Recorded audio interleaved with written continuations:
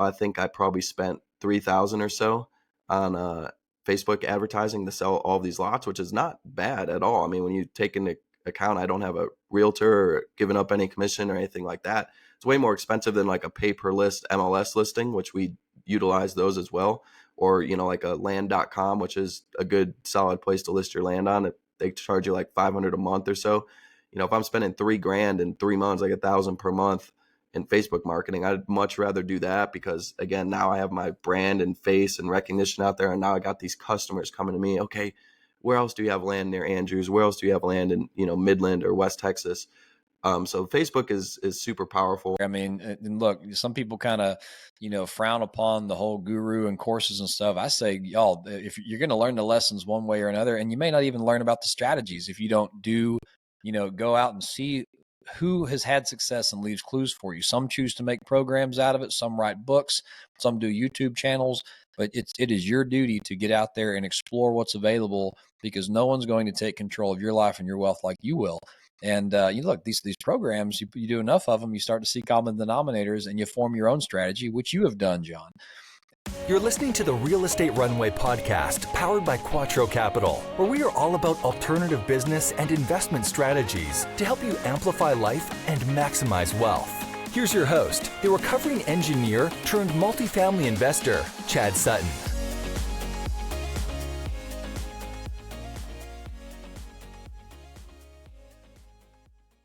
All right, Real Estate Runway family. Welcome to yet another episode of the Real Estate Runway podcast. Proud to be back on the air with you all. I've got John Jasniak with me. He's actually sitting, for those on video, in one of his project homes in West Texas. So we'll get to hear that story in a moment.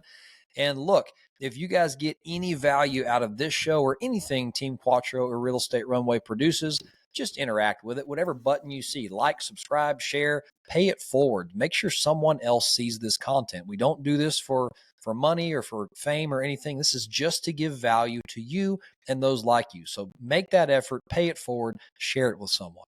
John, welcome to the show. How are you today, brother? I'm awesome, Chad. Thank you so much for having me. As you mentioned, we're out here in West Texas, sitting in a paint-covered shirt here trying to get some work done. So it's going to be an exciting day, as always. I love it. Can't wait to hear that story. And before we get into what you're doing there, tell us about you a little bit. How'd you get into this world? What are you doing? Like just kind of get us to today before we talk about the meat of the show. Sure. So today, I guess I would call myself a land investor / entrepreneur. But traditionally, I just went through a 4-year college program, came out from Texas Tech as an engineer, hit the 9 to 5. Never really thought I was going to start or own a business, but got into the working world and, didn't really dislike, so to speak, engineering or what I was doing. But then, as a young 20-something-year-old, hit the corporate grind and was like, man, this is not, for me and what I expected. So quickly started to kind of search for avenues out of that and found land investing actually on a podcast like yours. I drop it all the time. The Side Hustle Show with Nick Loper, episode 108. You had another land guru, so to speak, go on there and start talking about this business model. Like, hey, you can buy, 5, 10, 20 acres of land for $5,000 and sell it for 10, 15, 20 grand, in all over the country, really. And so I was kind of fascinated by that concept, ended up buying his course, buying another course, diving into him. And then it was actually less than a month later, I bought my first deal, 53 acres in Hudspeth County, which is West Texas.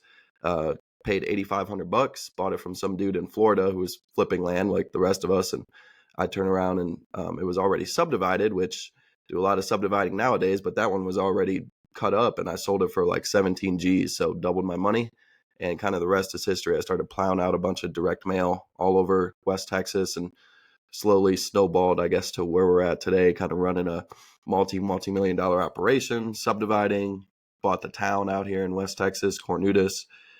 And yeah, it's been over 7 years now. It's crazy. Time flies, I guess, when you're having fun. Yeah, that's right. And when you're in charge of your own destiny. So I love what you said there. I mean, and look, some people kind of, frown upon the whole guru and courses and stuff. I say, y'all, if you're going to learn the lessons one way or another, and you may not even learn about the strategies if you don't go out and see who has had success and leaves clues for you. Some choose to make programs out of it. Some write books. Some do YouTube channels. But it is your duty to get out there and explore what's available, because no one's going to take control of your life and your wealth like you will. And you look, these programs, you do enough of them, you start to see common denominators, and you form your own strategy, which you have done, John. And so let's kind of rotate into. You just mentioned you bought a town. You kind of glossed over that. What do you mean you bought a town? Tell us about that. Yeah, so I bought the small unincorporated town of Cornudas, Texas. It's 28 acres out, about 50 miles east of El Paso.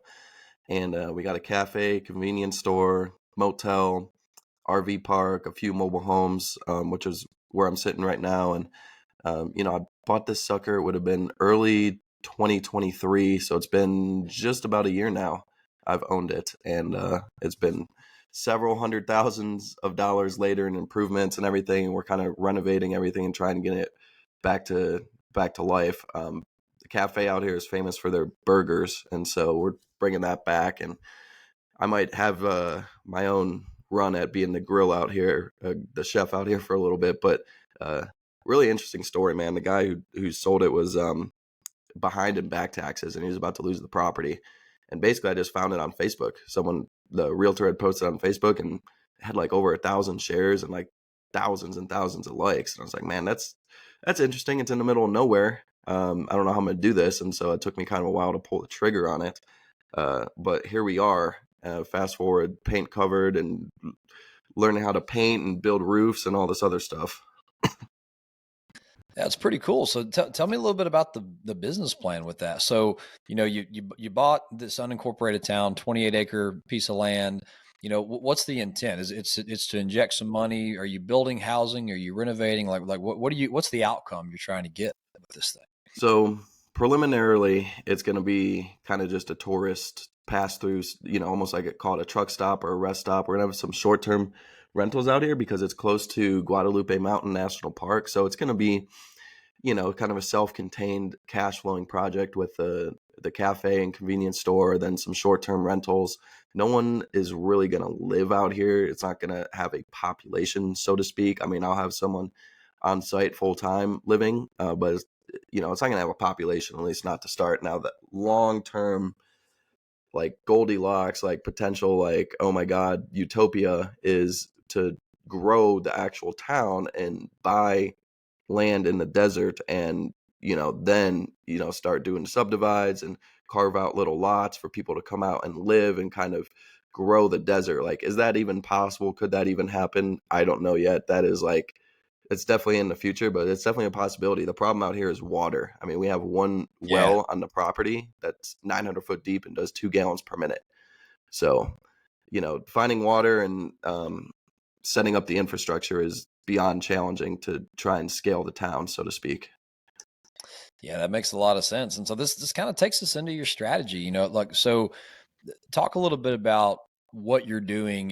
When you say subdividing, I mean, you're acquiring land and doing what with it? Let's talk about the strategy that you've employed that has been successful for you. Yeah. And we talked a little bit about this before the show, and I kind of want to hit it from a high level where the land flipping and land investing industry, I would still say it's a niche. You don't got investor institutional money in it. So there's plenty of, open grounds and feeding for the little guy like me or you who can come in and even with their own fund, such as you have, to do a bunch of land deals. But now you got people like myself and others coming on these podcasts, having coaching programs, et cetera. And it's starting to become a little bit more saturated. And so it's not quite like house wholesaling yet or house flipping or anything like that, where you got people running TV ads and commercials and, huge marketing campaigns, but it's growing in size and growing in competition. And so what I've slowly begun to realize and how my business has evolved is we've started to scale and grow and do bigger deals because there's less competition. And so that leads you into subdividing, which I think subdividing land is the best way to scale a land business. It might be the best way to scale any real estate business just because of the simplicity of it. You could easily by yourself with no team, no employees, anything like that, do one subdivision and make over $1 million and do it within a year's time. So kind of the focus for me right now is buying land in bulk. I like to stay outside of city limits. People kind of have this vision of subdivisions as like the D.R. Hortons or like these massive home builders building like site built homes. You're inside the city doing all this entitlement and engineering.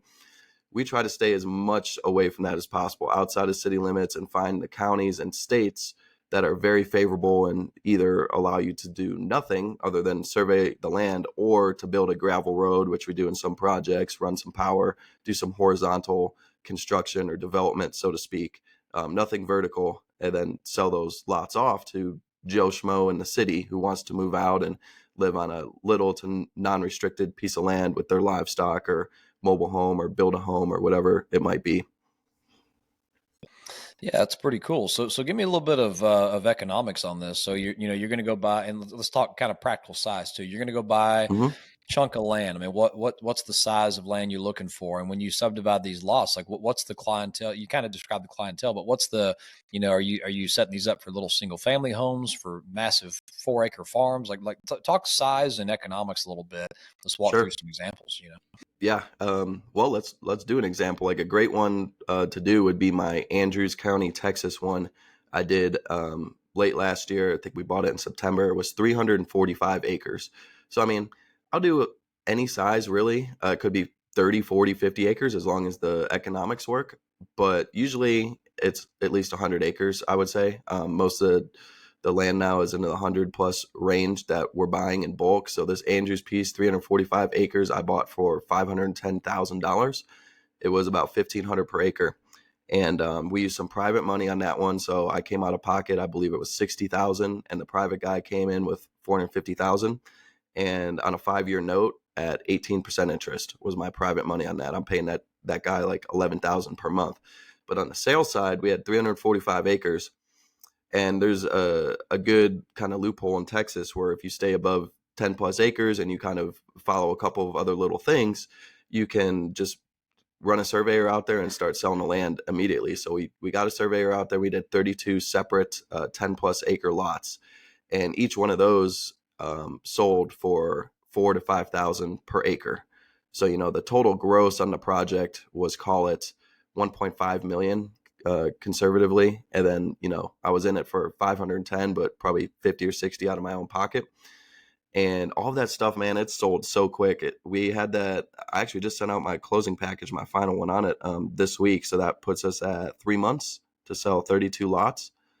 So it was a good project. And I originated a bunch of notes. I like to do the owner financing game and owner finance lots off to people. So I've been slowly selling a few of those notes. I've started cashing out by selling those at a discount to investors.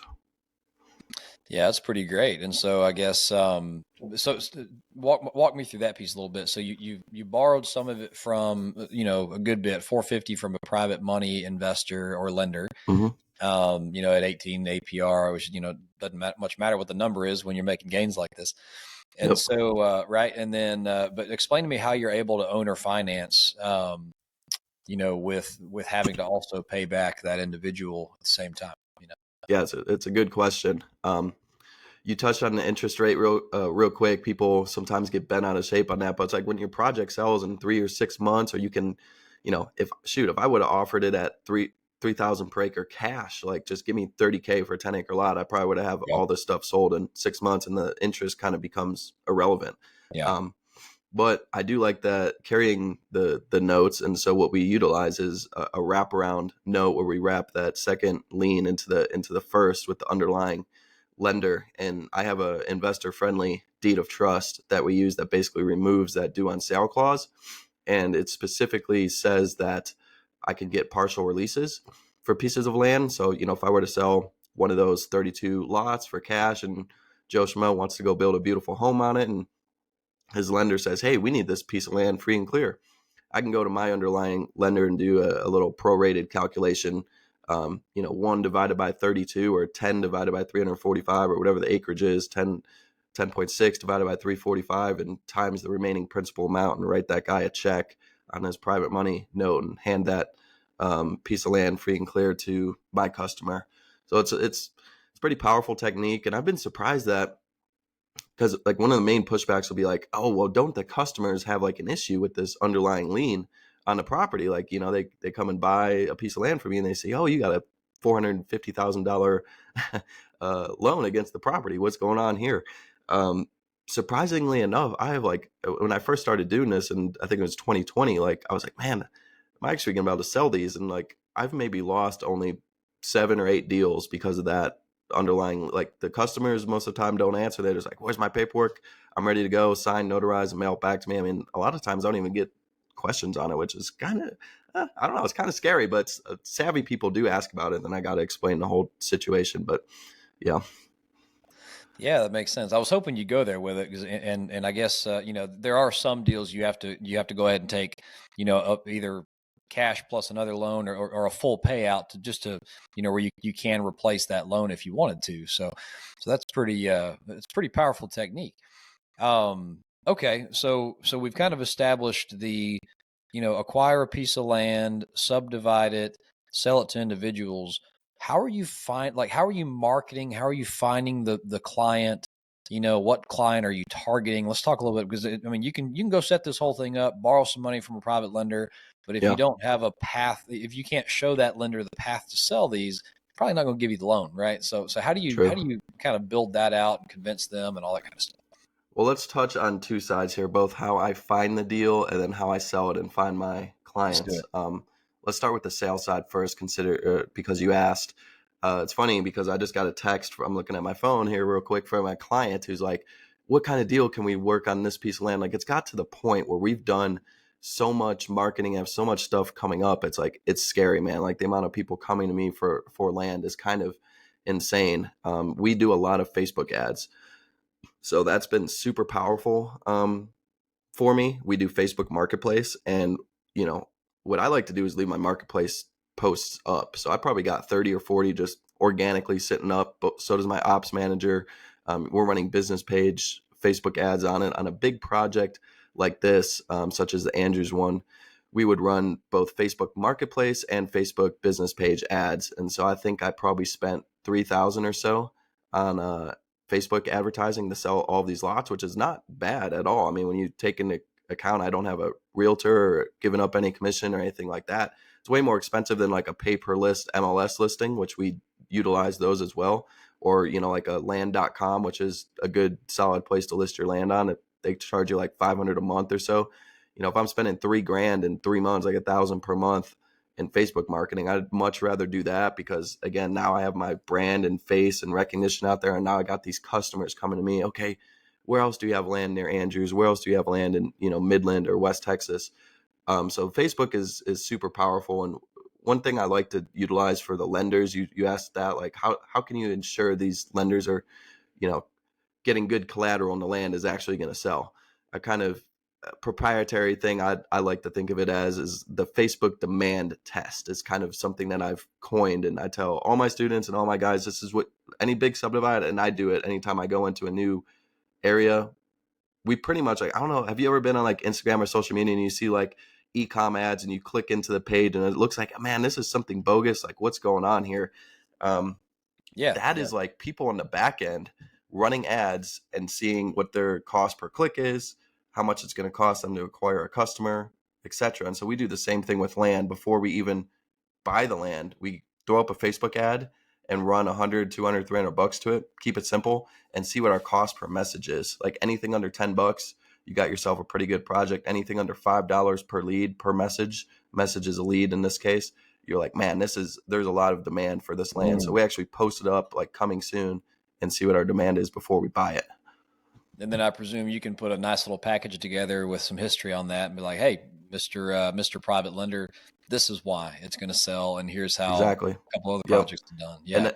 And real quick, another good tips, because like Texas is a non-disclosure state, so people are always like, oh, how can I comp this land, or how can I, obviously you can find someone to pull MLS sales for you, like that's pretty solid. But what I like to do is if you go to like texasfile.com is the Texas system, and kind of every state has their own online like clerk or recorder or courthouse database, and you go in there.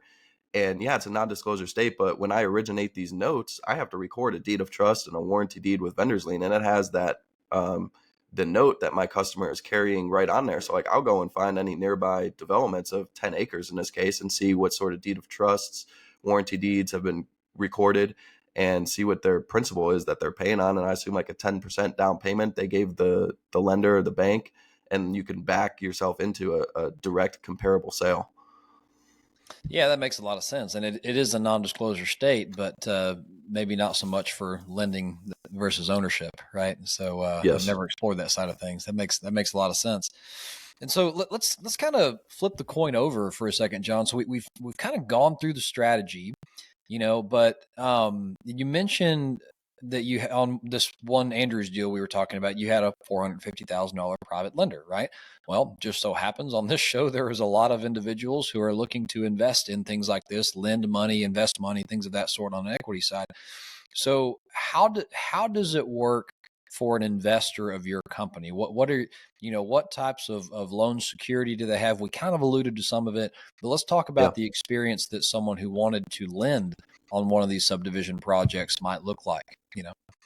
Sure. So, an investor who lends on a project like this is going to get first lien, fully collateralized by the land. So, we de-risk it basically by stepping them into the seller's shoes, so to speak.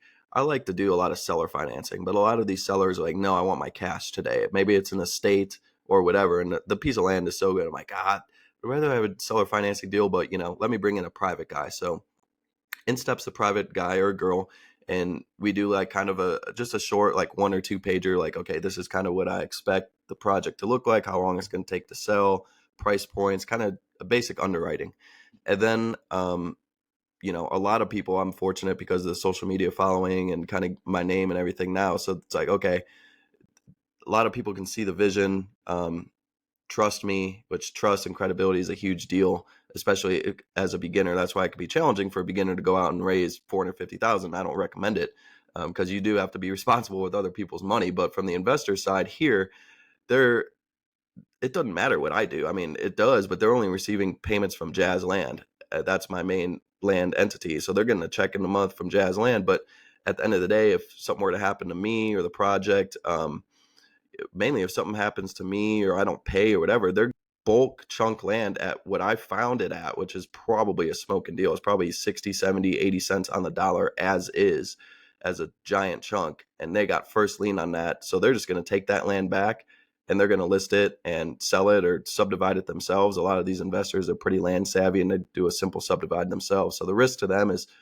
something happening to me or the project going sideways. But at the end of the day, they have first lien on the land. They're going to take that sucker back and probably just list it with a broker or a realtor at 70 to 80 cents on the dollar and still make a little bit of money. And they got a deed of trust with a promissory note secured. Yeah, that makes a lot of sense. And I mean, even just to be clear, even at the basis that you're buying these at, like, okay, maybe you don't get your full 2 years of interest if things really went sideways, but you Yeah. can probably still recover principal, especially Yeah, if you've got some money in the deal too. Yeah, and I think you'd make a little bit of money as an investor. Like the Andrews County one that I bought at 510,000, 1,500 per acre. As is, I think you could probably sell that thing for 2,000 or 2,500 per acre. So it's kind of, the trust is in my skill, I guess, in finding deals, or any operator that you're working with as an investor. Yeah. Like, is it a good deal? That's what we're lending on the real estate, hopefully. And it's like in real estate, obviously, you make the money on the buy side. So that's the key. So give some nuggets to my listener base here. As a private investor looking at maybe funding a land flipping or land subdivision deal, I'm saying in rare cases, will they be the expert? They're probably going to be relying on you to be the expert, but what are Yes. some, whether they're working with you or anyone out there, what are some main diligence points that an investor could do to say, okay, I think I believe in this deal and I can validate what, John or someone like John is telling me? Well, you're going to want to find some comparables or pricing, as I just mentioned, on the acreage as a whole in bulk. You don't want the operator, being myself, presenting you a project where the land is being bought like at full market value. You want to get that whole piece of land at a good deal. That way, your collateral is in a good spot. You obviously want a credible, experienced operator. I think it's important for them to ask, whoever's running the project, hey, what other subdivisions have you done in the past? And, show me some evidence that you can actually do this. I think from the mechanic standpoint, there's really two ways to structure it. Some investors just like the interest and getting the monthly checks. I think 16 to 18% as a private money person is fair.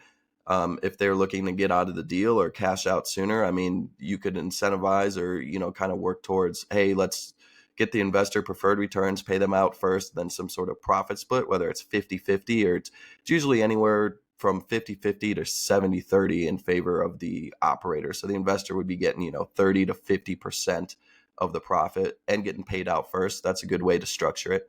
You want to make sure that there's title insurance and the property is free and clear. Obviously, the stickier and hairier the situation, the riskier it is. We close all these massive projects with title insurance, and it's all, T's are crossed and I's are dotted type deal. Then the market, you want to make sure you're in a good market and this land is actually going to sell. I mean, are there sales for the smaller acreage lots that the subdivider is proposing? I mean, I've never had a issue to date, knock on wood, where the land hasn't sold. Sometimes it takes longer than others. Like I'm running one right now that's pushing a year and we're only like 70 or 80% sold out. I was like, man, I'm probably not going to do another deal in that market. That was Fort Stockton, Texas.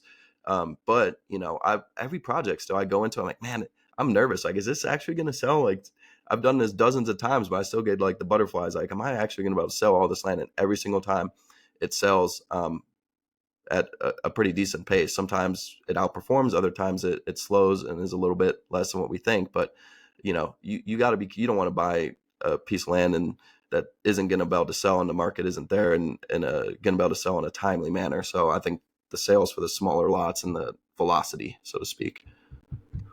Yeah, that makes a lot of sense. And I guess the last question I've got here before we get into some of your programs and things of that sort. What so on the land itself, like for example, when I go buy an apartment building or a self-storage building, right, I've got to go get an environmental study and make sure it's safe for people to live on, like all sorts of stuff like that.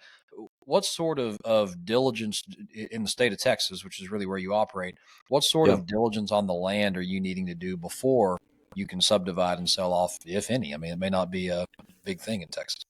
So this is one of the major components, if not the biggest component of subdividing, and why it's so important to know what you're doing, because you don't want to buy a piece of land and figure out that you need to have some crazy study or engineering deal done on it and it's going to blow up your economics. And it depends on state and it depends on county. Texas does make it pretty simple. If you're outside of city limits, 99% of the times you're not going to have any issues. There's going to be no restrictions. You keep it over 10 acres, you're probably going to be okay with just a survey. You need to double check with the counties because some counties are going to want a drainage study. If you're building roads, like if you're trying to go under 10 acres and do a major subdivide, which we're doing right now in West Texas, we're doing a 20-foot wide caliche gravel road, but some counties are going to want you to do a 25, 26-foot wide paved road, which is going to cost you, $150 per linear foot versus $20 per linear foot on a gravel road, and it's going to blow up your economics. So you got to know what you're getting into going in. And if you just Google the county, call it Andrews County subdivision regulations, pretty much every county, whether it's Texas, Tennessee, Virginia, has a PDF. That's the first thing you want to do is pull up that PDF, start getting familiar with what they're going to require. Then you're going to want to get on the phone with the county, whether they have a planning and zoning. Some of them have a subdivision coordinator. Some of them it's straight to the commissioners or the commissioner's court. And you're going to want to say, hey, this is kind of what I'm proposing. What are you going to make me do? And what I always tell folks is I'll actually do like a Google Earth mock-up and screenshot like my polygons and how I'm going to cut this land up. And I will get with the county and provide that to them. Like, hey, this is kind of what we're planning on doing, the acreage size, the location. What do you think? I'm reading the regulations that's saying I can get away with a gravel road or I don't need to do a road. What are you guys thinking? And just make sure you're on the same page. And another good tip is you can actually email and loop in the county attorney before the project starts. On some of these subdivision regulations, the county sometimes can be a little tricky and they don't know what they're doing, or the county people don't know how to enforce it. And so you got to go to the attorney and kind of loop them in pre-project on an email. Yeah, that's good stuff, John. So this is a really insightful show we're doing here. I mean, it's simple, but it's like, if you know what you're doing, it's simple, And Yeah. so, let's pivot a little bit. I got a couple of questions I want to ask you, and folks, hang around because we're going to get into, how you can learn a little more about this. There's no way John can teach us everything there is to know about this in one episode, whether you are a potential investor of this or, a student. So first question, John, what is your superpower could be life or business, and how does it serve you well? I think it's either. I think finding deals, like finding real estate deals, but at a more high level, I think it's the ability to learn and to learn quickly. I don't know. I feel like I pick things up relatively quick, and I just kind of plow all that into the land game. And I love finding deals. So like, I don't know. I'm constantly on land.com, realtor.com, just like scanning, looking for deals. A good thing that people can do, whether it's land or multifamily or commercial, whatever it is, single family, is just do like mock underwritings. So like I'll find a piece of land that I think's a deal, and like I'll do a quick 10-15 minute underwrite, like, okay, how am I going to subdivide this? How's the economics going to look? What am I going to need to pay for roads, etc.? Look at the regulations. Oh shoot, they want paved roads. I can't do it. And so like the more times you just look at deals and do those mock underwritings, like it just becomes secondhand for you. And boom, next time you see a project, it just sticks right out, and you know it's a deal. Yeah, you got to know what they look and smell like, and you got to kiss a lot of frogs before you find the deal. It's typically how it goes. But I like it. All right. So next question: what is your biggest failure? Just talk about a time things didn't go well. Yeah, man. I'm dealing with it right now. Actually, it's this subdivision we have going in Howard County, Texas. And this started back in late 2020. We bought the project. We didn't know the subdivision regulations. This was like one of my first subdivides, and I had an engineer, surveyor say, "Oh, you can do it this way." And I just relied on him and didn't do my own research, which is a big learning experience and no. And he made this thing up, and we thought we were all good. We actually started selling off the lots, and then the county came back to us and said, "No, this isn't an actual approved legal subdivision. We need you to plat this." And then lo and behold, to go through the platting process, we had to go back to all the customers we sold to, get them to sign. They wanted us to do some ridiculous roadways and fire suppression systems, and this was like dry land. Like, how are you gonna do a fire suppression system with a holding tank of like 3,000 gallons when you can't even get a well out there? Like, there's no way that's happening. So we ended up finding a couple of loopholes, long story short, and we pretty much got pushed to the finish line now. But one of my customers, he got really upset and threatened to sue us, actually. So we're going through that now. He's making what I think are a couple of outlandish claims, like, you didn't build a paved road. And I'm like, dude, the county subdivision regs never even said you needed a paved road. And so there's things like that. But at the end of the day, we're going to refund him his money. I think that's the most appropriate thing to do. If someone is that upset, I usually don't like doing refunds. Like, I'm a no refund type of guy, but like there are certain situations, this being one of them, I don't want to get involved in a lawsuit. I know he doesn't want to get involved in a lawsuit. The dude's a good guy. He just wants his money back. So we're just going to refund him. But it's a big learning experience for everybody, I think. Yeah, it's amazing. The devil is always in the details, folks. I mean, it's what you don't know can be a problem. So do your research, whether you're investing or doing deals, and or talk with someone who has. But I'm curious, just the engineer who said that was okay. I mean, I'm sure he probably has errors and omissions insurance. Was that not considered an error on his part? It's a good question. It's so long now, and the state regulations have changed for subdividing. I think it'd probably be a little bit hard to fight him on it, but I should have. Like, that's a good point. Like, back a year or two ago, I should have been like, hey, y'all pay for my new engineering reports and fire suppression system or whatever. But I think it just, at a larger scope, it just goes to show, like, so many folks who do this think you can just call up the engineer, call up the surveyor, and they're going to know, like, okay, this is what you can do. This is how you can subdivide it. Like, folks, a lot of times the county officials don't even know. That's why I said you need to loop in the county attorney, because these regulations and things can be complicated, and people, let's be honest. I mean, people just don't care enough to know the regulations, to read the law. This stuff can get, like you said, devils in the details. And so you really need to know what you're doing and always do the research yourself, or at least double check and verify it. Yeah, and then the world of policymaking is difficult. I mean, things are never going to cover every scenario out there. So just know that, right? Definitely.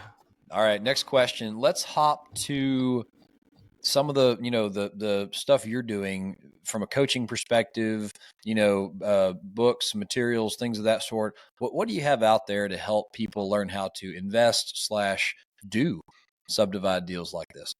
Yeah, I try to put out a lot of free stuff. If you just go to johnjasniak.com/land, got a free course, got a free book. My YouTube is growing. I'm putting more emphasis into that. We spend a lot of time and energy. We were just filming more content yesterday, just case studies, how-tos, more entertainment stuff, crazy stuff.